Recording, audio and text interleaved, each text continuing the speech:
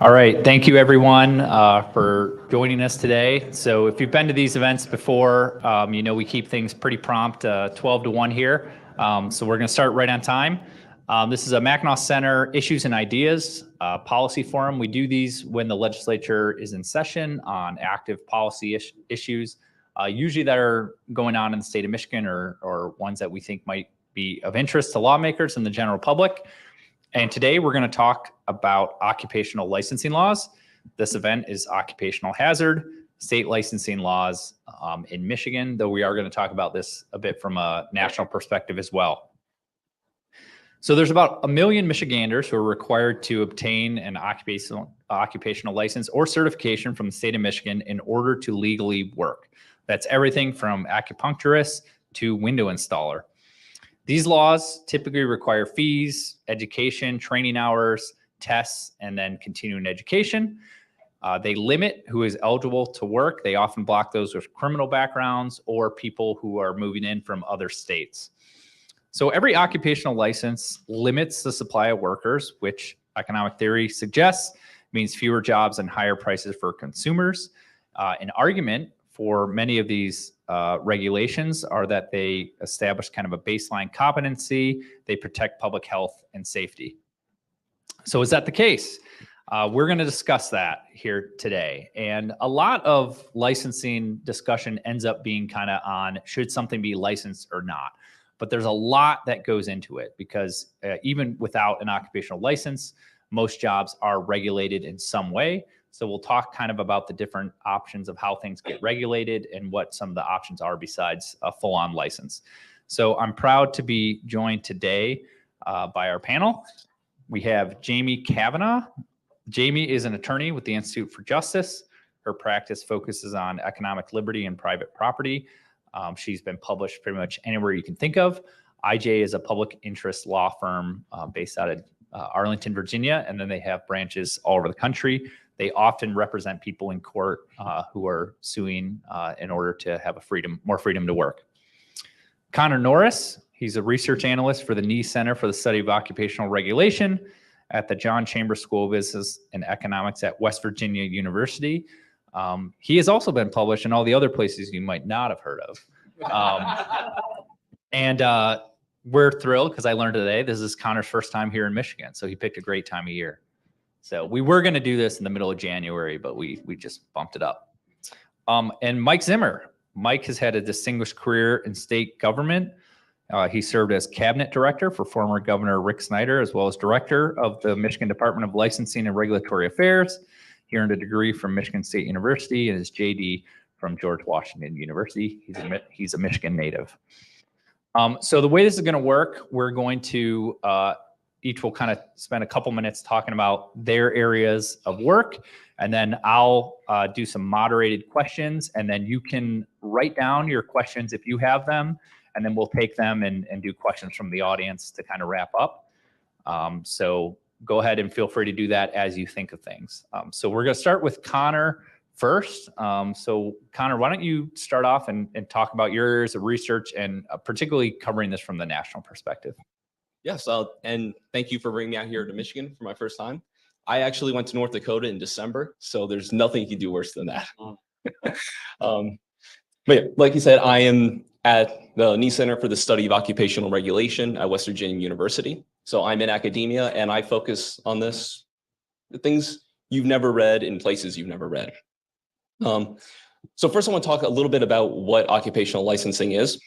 The Institute for Justice says that it's a permission slip from the government in order to work. And I really like that because it focuses on how you need to meet these requirements before you're able to work in a profession. Because of this ends up creating barriers to entry.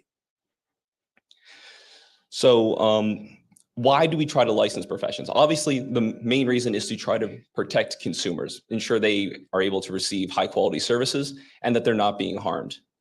The thing is with services is that it's difficult to tell ahead of time whether a service provider is going to be, high quality or not, whether they're going to do a good job or whether they could hurt you. It's much easier to tell with services, so we allow, with physical goods, these kind of products, we allow the market to work.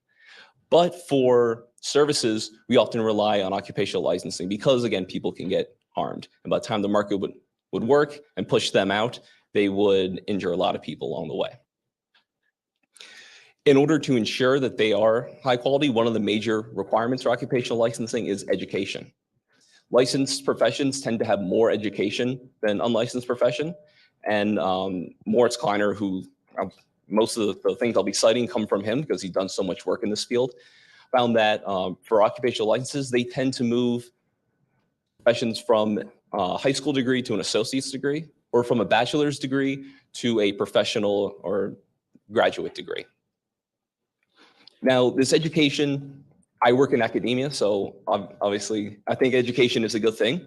But when education requirements are too high for the job, they're unnecessarily restrictive, they end up preventing people from getting into that profession. Because you spend all that time in school that you could be earning money, you have to spend all that money on tuition, ends up being expensive. And because of this, we see occupational licensing reduce the supply of workers in a profession.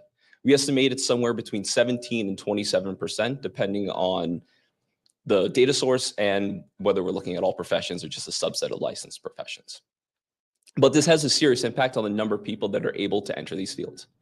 Additionally, licensed professions grow more slowly than unlicensed professions. So say if there's a sudden increase in demand for the services of someone of a certain profession, it's going to respond to that demand. You're going to see people enter that field more slowly than if it was unlicensed. It'll be more difficult, take more time for it to keep up with demand. Because it reduces the supply, it increases prices that consumers have to pay. So not only is it less convenient to have to wait around till a professional is able to squeeze you in, but also you're paying more for those services. We estimate it's about 15%. The increased licensing causes the prices for these services. Now these higher prices go to the professionals in the form of higher wages. Typically higher wages is a good thing. And that's personally, I like to see that. I think we all agree people making more money is a good thing. But that's not always the case. Most of the time it is because it's due to professionals being, offering higher quality services or becoming more productive. That's great because the professionals win and consumers win. But when the increased wages are a result of artificial barriers to entry, things we're throwing up to prevent people from entering, the professionals that are able to make it through still win. But the professionals that aren't able to make it through or forced into other professions, they lose, and consumers lose because they pay higher prices for less convenient services that are the same quality. And the reason that I say the same quality is because it turns out we're not able to find an effect of licensing laws increasing quality. Quality is difficult to measure for services, so this is still an ongoing area of research, but surprisingly, we haven't been able to find a positive effect.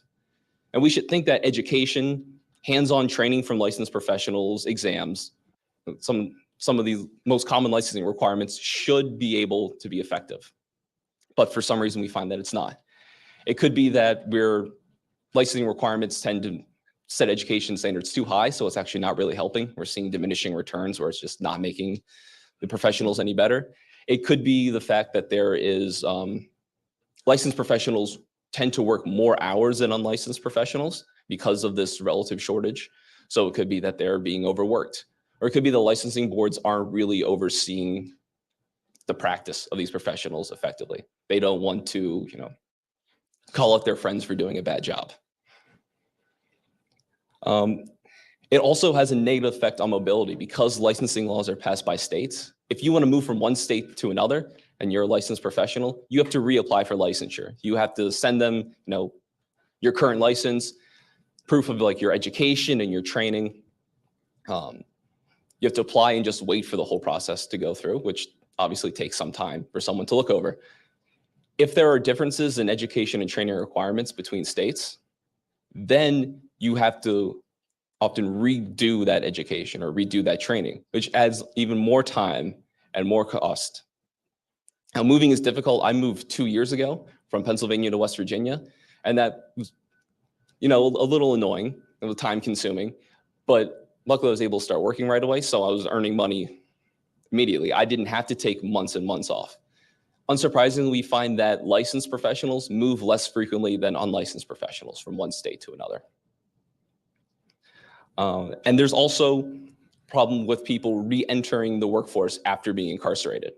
A lot of licensing laws have very vague requirements about not having a criminal record. So people are being prevented from working when they, have a previous crime that may be minor or completely unrelated to the licensed profession.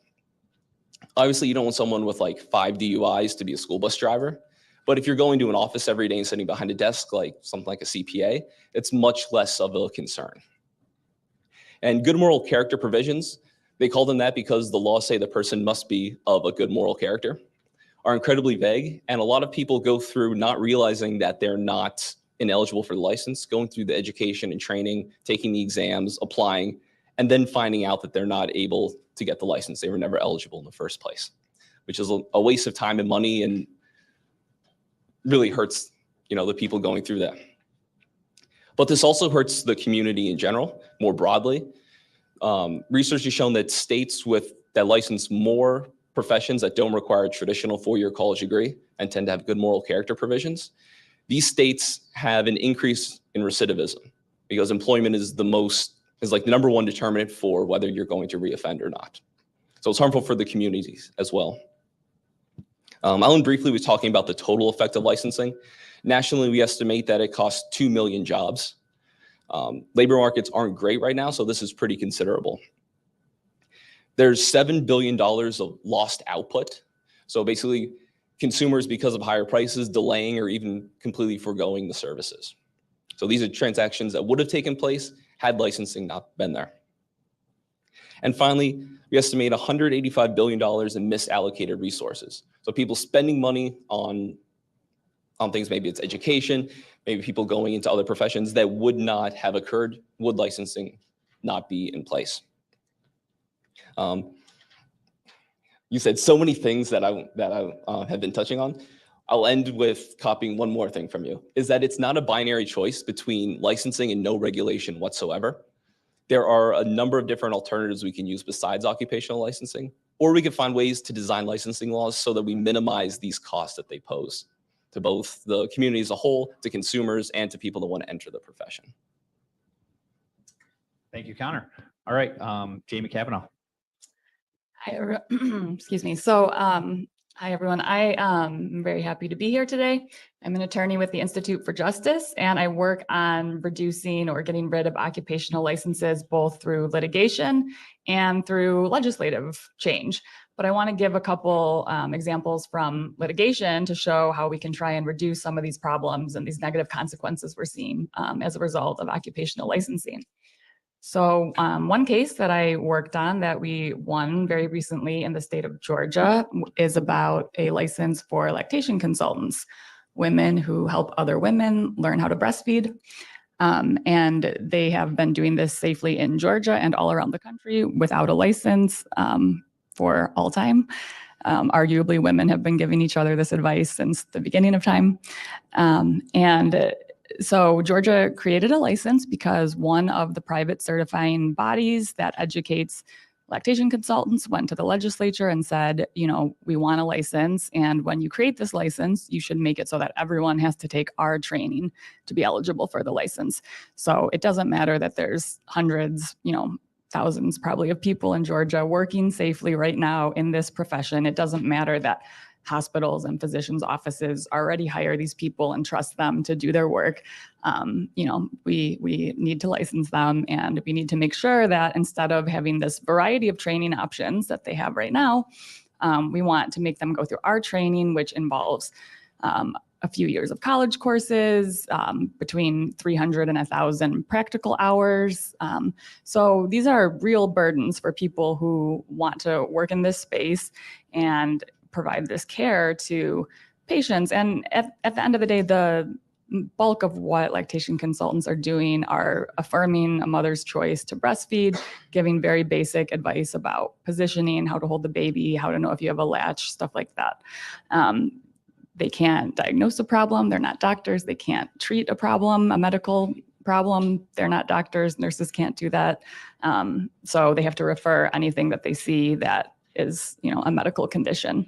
And so, we sued about this license right before it went into effect and said, why is Georgia trying to prevent all of these women from continuing to do their jobs, and decrease access to this really important service when they have zero evidence that anyone's ever been harmed by this practice. And in a lot of states and in federal courts, when you come in and try and challenge a license and say there's no evidence of harm, usually the courts don't care, or, for a variety of legal reasons, can't really take that into account. And they still have to give the government the benefit of the doubt, and courts and judges still have to assume that the legislature was trying to accomplish something productive by passing a licensing scheme. But in Georgia, we got very lucky in this case this case went really well, and the Georgia Supreme Court said, hey, our state constitution is different than the federal constitution, and we're more protective of the right to earn a living here in Georgia. And so we do care about if there's a real world harm that the policy is trying to address. And we also care, Connor was mentioning this, we also care if there's a fit between the licensing and the credentialing and the all the burdens that you impose. Is that proportionate to this harm that you're trying to address? So not only does there have to be a real world problem, and the court said that burden for the government is pretty low there, but still they can't come in. Throughout this case, we proved that there were 0 instances of harm ever in Georgia, and the state happily admitted that over and over and over.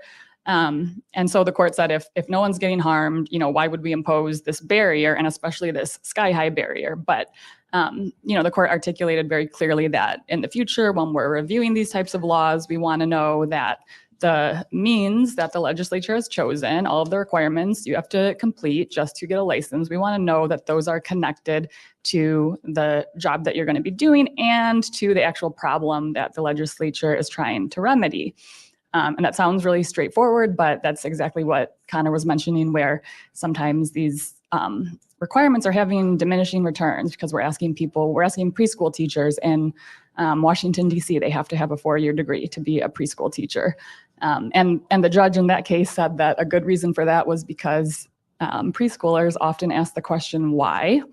And if you have a 4-year degree, you might be better able to answer a 3 or 4-year-old's question, why, about a variety of different topics. Well, I have a 4-year degree, and I have 3 and 4-year-old, and it has not helped. Right. And the 3 and 4-year-olds aren't going to check your work. But so that's, the kind of answer we get in federal court. But luckily in Georgia, the state court there, state Supreme Court said, we're going to do things a little differently. And that court also said economic protectionism isn't a proper reason to create an occupational license. So this reason where one private certifying body says, hey, we think our certification is the best and you should license us and not let anyone else work. The court said that's not a good enough reason to create a license. And the court also said that just general quality concerns, saying, hey, we think that the quality of services will increase if we license a profession. The court said that's not a good enough reason either, because you could use that argument to regulate any profession. And so there still has to be something specific to the profession that you're singling out. And I think, these things are really important also from a legislative standpoint to keep in mind, because they're kind of some guardrails that legislators could think about as they're deciding whether or not to create a new license, or as they're deciding whether to maybe scale back some of the requirements for existing licenses. The same with agencies, thinking about regulations that, carry out these licenses. So even though this was a Georgia case, I think there's a lot of important lessons to learn there. And then just briefly, I'll mention we also do a lot of cases to challenge these laws that Connor was mentioning, the requirements that don't allow people with criminal records to get occupational licenses. Again, a job is the best way to decrease recidivism. And so we want to encourage people reentering to, find gainful employment, and especially in something that they are passionate about doing. And we have instances all over the country where people get trained in prison to, be a cosmetologist, to be a firefighter, different vocational trainings. And then they get out of prison and they can't get a license and they can't do the job that they were planning on doing, that they were excited about doing. And so, having this mismatch of requirements there is a problem for the workforce. It's a problem from a public safety perspective. And so that's another issue that we work on both by filing cases and also trying to change the laws legislatively. All right. Last one up, Mike Zimmer. Hello, is there any Laura employees here before I start telling Laura stories? Oh, That's our okay. licensing and regulatory affairs. Okay, I'll be careful. I come to this from 3 different perspectives. During the Engler administration, I ran the Office of Regulatory Reform, which is now, through a series of executive orders, become the Office of Regulatory Reinvention, and now the Michigan Office of I don't even remember, hearings and rules. Anyway, in that capacity, part of our job was to review all promulgated rules in the state to make sure they were not unduly burdensome. And trust me, a lot of the rules we looked at that point were licensing regulations. Through a series of happenstance, I later became director at Laura, the largest licensing entity in the state. So I have way too much experience with licensing. And as the director of Laura, I was a defender of most of our licensing schemes, and frankly still am. I hate that term scheme. Somebody else used it. I now work for a company called World Education Services, whose mission is to break down licensing barriers for internationally trained and educated professionals, particularly in healthcare. The classic case of the doctor driving a cab because he's 50 years old and can't get into another residency, even though he practiced for years where he is. So I work on breaking down barriers now. Michigan is, compared to other states nationally, in a fairly good position on licensing. I mean, we have a gubernatorial office that coordinates rules. We have probably a hybrid system where the department contains most rule promulgation authority and the boards are either advisory or limited to disciplinary matters. There are NCSL, National Council of State Legislatures, did a report a couple of years ago about what the big movements are right now in licensing reform to break down barriers. And they really fall into 4 categories. And I'm going to add 2 to it that NCSL forgot. The first is mobility, something people have talked about. How do we expand endorsements or compacts, which I can talk about way too long, to increase worker mobility throughout the country? The second is universal license recognition, which I think Arizona was sort of the pilot or the poster child for it. But approximately 20 states have now adopted various mechanisms for universal licensing, and that again is another form of mobility. The third, there's a major push nationally on reducing licensing barriers for military veterans and spouses that most states have adopted that provide some competency equivalency of military training into the licensing world. The fourth is sunset and sunrise reviews. I don't want to talk about this if you all know too much about it. It's particularly prevalent in the Western states where they have a sunrise group that meets prior to the adoption of new laws, including new occupational licensing laws. And they sunset all their rules so that typically 20% or a certain percentage of all their rules have to be reviewed every 5 years with a particular eye towards burdens. As I said, I would add 2 to those. One I do a lot of in reducing barriers for internationals, particularly in the IMG, teacher and nursing space. We've probably got 20 or so bills pending in various legislatures around the country. Lastly, generalized rule review commissions. This has been very popular within the last 5 or 6 years. I think Alabama, Alaska, Colorado, Illinois, Utah, Rhode Island, Georgia is now doing it and just finishing it up, a legislative review committee. New Hampshire had one that produced recommendations to eliminate 14 underutilized boards and get rid of 700 unnecessary statutory provisions. I will warn you, as a former sort of administrator, that is a tough slog to go through all the regulations to review them systematically. Under the Snyder administration, when I ran Laura and later was cabinet director, We set up advisory rules committees that targeted rules for review. I think the last time I looked, there's 39,000 rules in the state, touching every component of your life. Most of them are MIOSHA, but a lot of them are rules. So how do you decide which rule to look at, and how do you bring the right stakeholders together? I think the failure of this effort in some other states has been that they didn't bring the right stakeholders into the meeting. So it has to be a combination of individuals affected by the rules as well as individuals who see the burden of reducing regulation. And sometimes they stack it a little bit too industry heavy. I remember I chaired the Occupational Regulation Rules Review Committee for 4 months, and it seemed like 4 years. And part of the problem, and I'll just bring this out there, is if you're invited to the table, come with specifics, right? Don't tell me there's too many rules. Don't tell me the rules are unduly burdensome. Tell me which rule is bad and why you want to change it. And one other thing I hadn't planned on saying, I hope this is still in effect, Mr. Laura in the corner. But with regard to the Department of Corrections issues in Michigan, we had set up a system while I was there that we deferred good moral character findings to the Department of Corrections so they could make a preliminary assessment that was binding on us. So people didn't enter into training programs and then later find out they couldn't be licensed. They sort of got pre-screened. And I think a number of other states are looking at that. Sorry, I went all over the place. That's what we like to do. All right, thank you. So Michigan, kind of on those points that Mike talked about there, we have had some reforms in recent years. Most of these have been heavily bipartisan. Some came with a full Republican legislature, some came with a Democratic governor.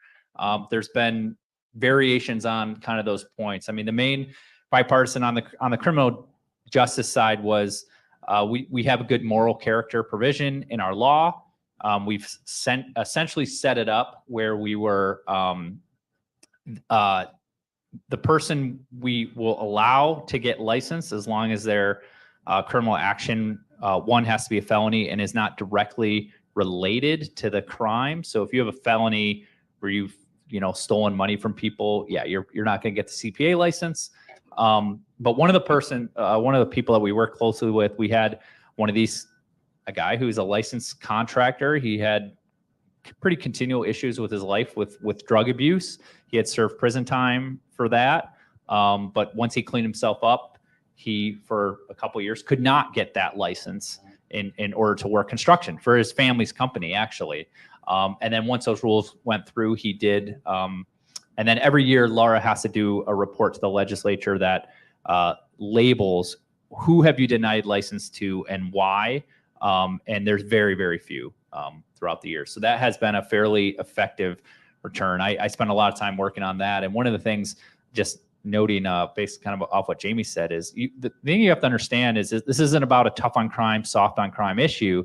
The issue is that people that do come out of prison or have these problems, they are going to work somewhere. And the question is, what kind of work do you want them doing? And working in a licensed occupation is probably more of what I'd like them to do than some of the other work they might pursue. Mackinac Center published this report last week. You can pick it up over there if you want, or online. It includes a database of every occupational license in the state of Michigan, and what the rules are, what your fees are, what your continuing education are, the costs, education hours, those types of things. And so if you are interested in that and you want to see what that is, you can find it online, or you can grab the hard copy over there. All right, first question for the panel. So we spent time talking about this binary. A lot of people's minds, it's regulation or no regulation. And the reality is every occupation is regulated in some way. It can be regulated. Most of the time it's regulated by consumers. But there's all kinds of other rules. And a quick example on this, when my father growing up, he was a teacher and he built decks in the summer, and I worked for him building decks. I grew up in the state of Illinois. They did not have a deck building state license. But we would dig the concrete footers and the inspector would come out and look at that. We'd do the framing, the inspector would come out and look at that. We'd do the railing, the inspector would come out and look at that. And when I moved to Michigan, they do have a deck building license in a lot of these contractors. And so you want to go do your deck license, you got to do 60 hours of classes. You can sit online and learn how to build a deck in just 60 hours from somebody teaching you online. I was always skeptical of that because how you learn to do construction is by doing it and doing the apprentice and working your way up. And the regulation was on the inspection side of things. So let's talk about some of these other regulations that do exist outside of mandating that construction workers go to 60 hours of classes or whatever they are for all these different areas. I can start. That's a great example about inspection. So we also have a Salon Inspection Act that we're trying to get states to introduce, where we would license salons, hair salons, beauty salons, more like we regulate restaurants. No one in the restaurant is licensed. They are doing something that affects public health. We would never argue about that, but a chef, a busboy, a sous chef, a bartender in Michigan, none of those people need an occupational license. They might take a 2-hour safe serve class online, and they get a health inspector comes, annually or however frequently that state requires. And we know that cosmetology is one of the most over-regulated occupations, and we think that would be a great idea. This is how a lot of other countries regulate cosmetology. We don't have to license every individual person. We can license the facility and do inspections and have the facility be in charge of making sure their employees are both trained and safe. Another option is government certification. So whereas licensing, if you want to work in the profession, you have to obtain that license first. Under certification, you don't have to do that. It protects the title. So if you want to call yourself a certified whatever or licensed whatever, you can only do that if you've attained that certification. And it contains the same kind of requirements that licensing laws do. But it allows people to practice without first obtaining that. They have to be, clear about it to their consumers. But if a consumer is looking for a lower price alternative, or if they don't think that the credential really means that much, they appreciate the person's experience working versus what they've done in a classroom or, on an online sort of thing, they have that option. If consumers do really value that additional education, passing the exams, things like that, so they help them determine the quality, they're still able to do that. Only example I would add to that is an increased reliance on an industry credentialing. We're moving in that direction anyway, particularly in the skilled trades, particularly in EV manufacturing, all kinds of light manufacturing, where to actually get a job or to keep a job, you have to have a credential. But that credential is not state granted or federally granted. It's granted by industry. The state really doesn't have anything to do with it. And the thinking being that the employers and the unions that represent their employees have a better understanding of what actually is required to do the job than the state does. So let's leave it to the sector to decide what kind of certification is required. The only other thing I want to add, when you're looking at licenses, you have to also sort of drill down and look at scope of practice, because that's sort of the dirty little secret in licensing. I mean, there's all kinds of categories of licensing, but they all fight each other over scope of practice, particularly in healthcare, particularly with insurance reimbursement. So it's not just, do you have the appropriate license, but does the statute or regulations define your scope of practice in such a way that you're precluded from doing certain acts, even if you have a license? So meeting with lawmakers, it's kind of an interesting area for them because they will often hear from these different groups under that, we want to establish a license. You talked about that for the lactation consultants. And so it's like, well, the industry kind of wants this license. The one point in the report, there's a section of it that lists out the government mandated training hours, and Jamie just hit. So restaurateurs, chefs, state of Michigan doesn't mandate you go get a chef's license to work. If you pave asphalt, you don't have a license. If you do pave concrete, you do have to get a license in the state of Michigan. EMTs have 194 credit hours you need. Athletic trainers need 1,500, just under 1,500 hours. So a lot of these are seemingly fairly, cosmetologists have the same training hours as airline pilots that are flying. That seems kind of strange. School librarians need far more hours than community librarians. So if we're talking about like this is about health and safety, which a lot of lawmakers will maintain it is, we certainly aren't doing a really good job kind of evaluating these. So let's talk about that issue. How do these things come to being? The construction side, we have this great chart of the things on a house that are built that do need a license and things that don't in the state of Michigan, which things do require. So you do need it to lay down carpet, but not drywall. You need it for concrete, not asphalt. You need it for insulation, but not plaster. You need it for tile and marble, but not for carpeting. I mean, all these kind of seemingly how these came into being. So how do these licenses come into being? Mike, you want to start? Oh, I thought you'd throw that. Okay, thank you. History, a lot of them are history. Back in the day, and I think it still carries forward, a lot of people would come to us asking for a licensing scheme. Sorry. And our answer to them always was first and foremost, how does it affect public safety? And the second, you realize if you do a licensing scheme, the cost of the scheme have to be borne by the regulated community. There'll be no general fund support. So when 6 doulas decide to be licensed, and it turns out the license to cover cost with economies of scale would actually be $1,200 a piece, they tend to go away and seek asking that. But I can't explain why carpeting is different than tile. I can't do either one of them, and probably hire the same person to do both. I wish I could answer that. I think a lot of foreign countries base their system on competency testing, which we in the United States are just not there. Canada's playing with it a little bit. So if you decide for a moment that somebody actually has to be licensed because there's a public safety component, and you want to make sure that they're competent to do the work, how do you assess their competence other than you have to have X number of years of training and X number of years of continuing education and pass these 6 tests? How do you move to more really realistic test of your assessment of skills, particularly in the skilled trades?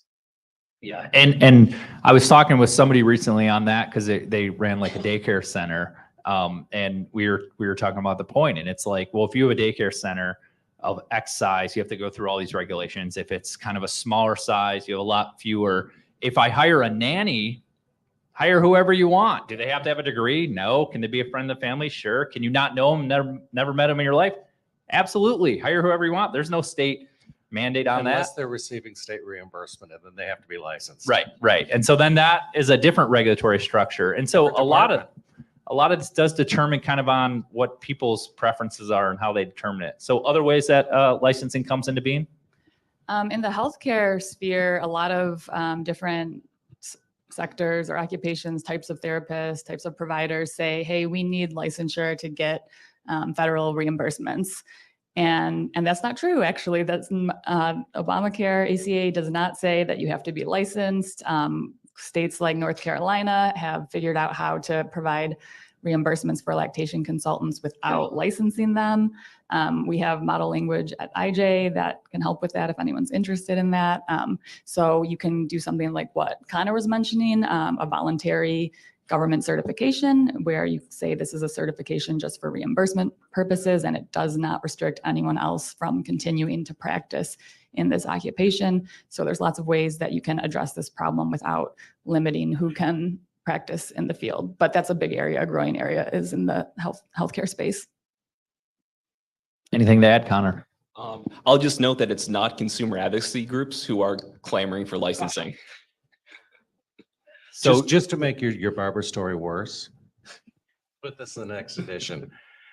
If I'm a barber, I have to be licensed as a barber, which is one scheme. I have to have gone to a licensed barber school, which is a separate scheme, and that I have to be under the licensing school regulations, a Michigan corporation, which is a third licensing scheme. Yeah. Well, and on that point, it is another area of bipartisan change where previously, so barbers had to do 1,800 hours of training hours, cosmetologists 1,500.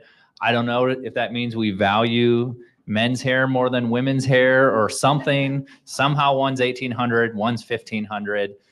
But we did pass a bill a couple years ago, bipartisan bill, that now most of those hours can be done as an apprenticeship. You only have to do some of the hours in the actual school. But surprise, surprise, to this point we're making, who was arguing against changing those rules for a long time? The 5 barber colleges we have in the state of Michigan, some of the cosmetology schools. So what are, I remember reading something like in 1950, there were like 7 occupations licensed in every state, and that has rapidly increased. So, even in a lot of people in the room's lifetime, we've seen this increase. How has that happened? What areas has that come in? Particularly commercial. I think while there's a lot more specialties and subspecialties within healthcare, doctors, nurses, they've been licensed forever. I mean, there's new professions that arise, and those licensing seems to be perfectly honest. Occupational therapists, physical therapists, they tend to go through relatively easy as long as they hang the healthcare hat on them. Where I think you've seen a lot of growth is in commercial regulation. And a lot of contraction, frankly. The states that look at things tend to get rid of. I mean, we had in Michigan ocularists for a long time. You ever heard this story? The people who make fake eyes. Yes. And we got rid of that in the Engler administration because we found out there weren't enough ocularists in the state of Michigan to actually serve on a board. Just pointing out, you need to look at this every once in a while. There were 7 in the state. And you correct. needed 8 for the Yeah. board. So we just got rid of it. Me and Mike are wild at parties, Yeah. if you people can imagine. So much fun. But the growth, as I said, has been sort of crazy in industrial installers, different kinds of school trades. It used to be just electricians, plumbers, and builders, and now it's a lot more. And in commercial, it used to be just real estate agents and engineers. Now there's a lot more. Can't tell you why. I can give another example from cosmetology, where, instead of some states having just a cosmetology license, they'll have estheticians or manicurists or hairstyling. And overall, we like those licenses because it allows people to, work in a profession with much lower requirements. If you're only going to be shampooing and blow drying hair, why do you have to go to full-blown cosmetology school for 1,500 hours and learn everything else, facials and manicures and all of that? So that does create more licenses, but in some ways it gives people a lot more opportunities. The salons usually support those types of licenses because it gives them more opportunities to hire staff. So that's an example of one Actually, area. there's a big fight going on with I can never say that. That's that, whatever those people, whatever. Esthetician. Thank you. Because under scope of practice, again, they want a sub-license under cosmetology to provide Botox and fillers. But the nursing board believes that is solely within the scope of practice of a nurse.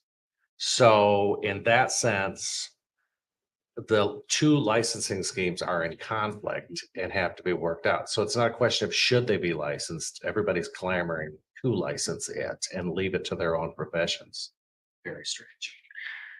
And if you have questions, go ahead and pass them down to the end down this way, and we'll have one of my colleagues who can grab and start bringing those up. Final thought while we kind of wait for that. Yeah, I try to find and I get contacted by a lot of people running into licensing issues, and that's how I learned things like barbers still have to pass they have to do a straight shave in order to pass. And so I met one barber, he hasn't done one in 40 years. And yet he had to go get relicensed because he let his lapse. And he's like, I have to go travel down an hour and a half and do this. I did not volunteer. There would, and but some of the women have contacted me because Michigan does not have a hair braiding license, which other states do, which IJ has represented on that issue. And the controversy there is Cosmetology schools do not teach hair braiding, yet in many states they do have to get the cosmetology license. And so in Michigan, you do have these hair braiders, and you don't need the license, but you do need a license to shampoo hair.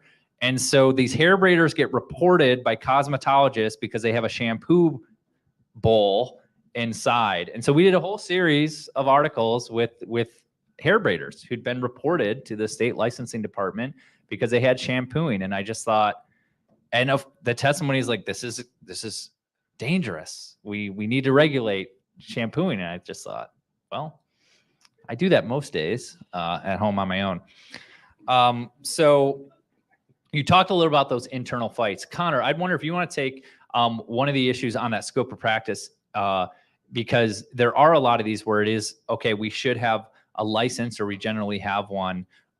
Michigan is very out of step with the rest of the nation on nurse practitioners, which is a big issue. So can you talk about some of the, and we did have a bill, repeated bills to allow nurse practitioners to open their own facilities and treat some health patients like they can in the vast majority of states. What's the research on that, and how does that fight come into being? Yeah, there's been a growing movement to allow more independence in the practice of nurse practitioners. Something I did recently with a few of my colleagues at the Knee Center was look at what happened in the state, or no, I guess in Maryland, comparing them to Pennsylvania when they expanded how much nurse practitioners could do. What we saw, and what other research has shown in the past, is that when you allow nurse practitioners to, or I guess all advanced practice registered nurses to practice more independently, more nurses enter that profession. They now see it's worthwhile to go back and to get all the extra education to go through the licensing process for that. So you end up with more nurses being available, in addition to them now being able to practice on their own and provide sort of primary care that people find it more difficult to get. They tend to locate in more rural areas. So these are locations where you don't have physicians practicing. So actually allowing people to get convenient care for like the first time. And it's an interesting point there, because if the question is who's a better medical provider, a doctor or nurse practitioner, a lot of the research isn't really set up to, some of it does measure that, but a lot of it's not set up. But if the question is who's better, it's more the question is who's better, one doctor or 10 nurse practitioners who can see more people? Because that kind of is where if you loosen it up, you have more providers. And in Michigan here in the Upper Peninsula, we have very few medical doctors. That might be their option. And I'll say importantly, expanding their the independence of their practice does not change their scope of practice or what they're allowed to do. So they're doing the tasks that they're trained to do. They're already doing now with physician oversight. They're just now able to do it on their own, open up their own locations, things like that. And we have some research about the quality of the care that they're providing, again, because this is the same care that they're already doing. And we don't really see a difference. There are a few that did, but there were some methodological problems. And there's kind of a big nerd fight about that in, again, places you won't read.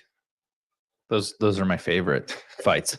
All right, first question we have, which I'll just take because it's very specific to me, is how much money does the state earn on these licenses? How much does it cost to run, Laura? So this great study, the author was voted best looking study analyst in the state of Michigan recently. I took that vote. Yeah. We didn't verify that. So Michigan has about 180 licenses. They spend $540 million to regulate those industries. Mike kind of talked about the fee issue, which perennially comes up because when one of the things we're seeing now in Michigan is it's very hard to get lawmakers to hike the fees. I share the agreement on that, which is if you're going to regulate it, the fee should cover the cost of that regulation. That's increasingly not what is happening, which is you have some of these newer areas that come in, and chiropractors is one where it's I think Michigan started licensing 25 years ago or so. They have extremely high fees, much higher than kind of comparable medical fees. And the reason was it came in and they were able to have very high fees on that. So you do have a little bit of cross subsidization going on right now. And we have someone here from Laura, so you can talk to them about their budget afterwards if you'd like. Next question, it's a good one. Let's all take this. Can you be specific on what professions you think should be licensed other than medical?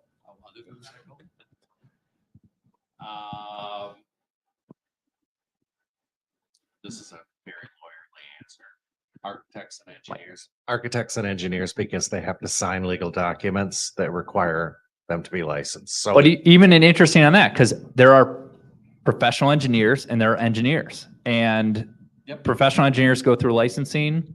Other engineers, Don't. there's no mandatory. Dow Chemical in Midland, where I live, they hire a whole bunch of engineers. They don't have a engineering license. So even that's kind of interesting. let me just say that Michigan's a little out of the ordinary in engineers, because I work on trying to get international engineers licensed, and it's impossible in Michigan. It's not that hard in other states. So Michigan may be a little out of the ordinary. I would fall back on this test that the Georgia Supreme Court kind of just articulated and say, where we can talk about a real, true public health and safety issue, then licensure might make sense. And again, we mentioned that there's other ways to address public health and safety issues short of licensure. Other ways are requiring bonding or insurance. You can require just registration with the state instead of actual full-blown licensure. So there are a lot of things that the legislature can do short of licensure. But I think the first question always is there a true public health and safety threat? Not just something we could imagine in this hypothetical world, but is there some harm that we're actually trying to address here? Connor, what do you think should be licensed? Oh boy. I was gonna make that joke because we've been talking about barbers and hair salon in general so much. I will kind of punt this. I will just say that it's a good thing that lawyer licensing is done at the state level because of the differences in state laws. It's not. We don't regulate lawyers. It's under the bar. Oh, because it's outside of the purview. Okay, yeah. So yeah, the answer on that for me, like, even think about medical. And I try to make this point of, the question is, how do you regulate even the places you go to? And so I will ask people, all right, everyone here has a doctor probably. How did you pick your doctor? Did you go, the state of Michigan, Laura, God bless them, you can go find the licensing reports on your doctor. You can see, have they lost their license? Have they been punished? It's publicly available information. I never meet anyone who's ever gone and done that besides me and looked up their doctor license. So how do you find your doctor? Go ahead, shout it out. Who wants to answer?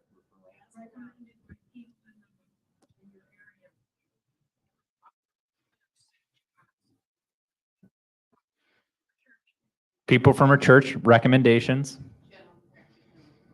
General practitioner referrals, sometimes now increasingly ratings online or comments. And so, that's even among the most highest one that almost everyone would say they should be licensed. Very few people actually are pulling up these reports on, well, what does the state say about them? You find it through other ways. And so I am in that line where there are some of these where the way you determine whether they're good at their job is very easy to see or not. And the ones we're worried about are the ones where you just don't know. But there's a lot of occupations and jobs out there where we just don't know. And Michigan, a couple years ago, licensing agency investigated a series of funeral homes where they were disposing illegally of babies' bodies and not properly doing the burials and things like that. Those were licensed homes. They were regulated homes. And so sometimes those things happen, and they happen in licensed and unlicensed. But I am increasingly more interested in how do we make these where it's very workable for people, where they can quickly get certified and get working, rather than the overall fight of there should be no license here or there should be this very stringent license.